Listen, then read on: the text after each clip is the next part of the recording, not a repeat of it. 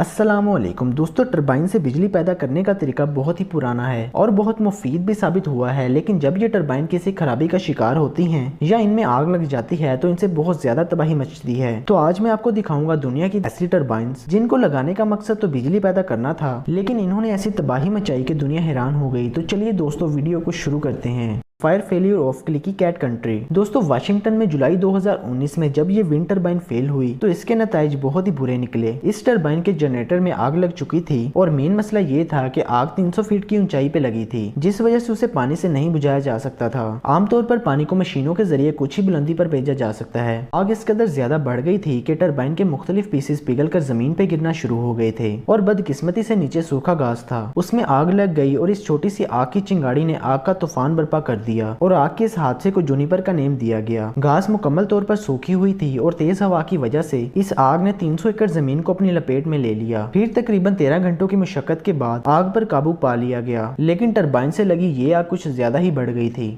टाहाचापी turbine failure. दोस्तों, मई 2019 में एक विंड टरबाइन इतनी ज्यादा स्पीड से घूमने लगी कि वो आउट ऑफ कंट्रोल हो गई। ये विंड टरबाइन टाहाचापी के करीब एक हाईवे के साथ बनाई गई थी। टरबाइन हाईवे से सिर्फ 1400 फीट ऊंचाई पर थी, मतलब कि इसका अगर कोई पीस टूटता तो वो सीधा हाईवे पर जाकर गिरता और ये वहां से गुजरने वाले मुसाफिरों की जान ले सकता था। इसलिए हाईवे को बंद कर दिया गया। इसको ASC कंपनी ने बनाया था, लेकिन वो इसकी खराबी की वजह को नहीं जानते थे। माहिरीन ने बताया कि इसको कंट्रोल नहीं किया जा सकता क्योंकि इसके अंदर किसी भी किस्म के ब्रेक्स इंस्टॉल नहीं किए गए। ये सिर्फ हवा के रुकने की सूरत में ही रुक सकती है। The Fenner wind farm failure. दोस्तों, ये न्यूयॉर्क का एक विंड टरबाइन फार्म है जिसमें 20 टरबाइन्स लगाई गई थीं, लेकिन 27 दिसंबर 2009 में एक टरबाइन तबाहकुन हादसे का शिकार हो गई। इसका वजन 127 टन था, जो कि 32 अफ्रीकन हाथियों के बराबर है। ये टरबाइन खेतों के दरमियान में सीधी गिर जाती है। माहिरीन के लिए बहुत बड़ा मसला था कि एक टरबाइन ऐसे कैसे गिर सकती है। फेनर टरबाइन फार्म को बंद कर दिया गया और इन्वेस्टिगेशन शुरू कर दी गई और फिर कुछ ही दिनों बाद ये टरबाइन फार्म दोबारा खुल गया, लेकिन उन्होंने इस टरबाइन के गिरने की वजह को एक राज ही रखा।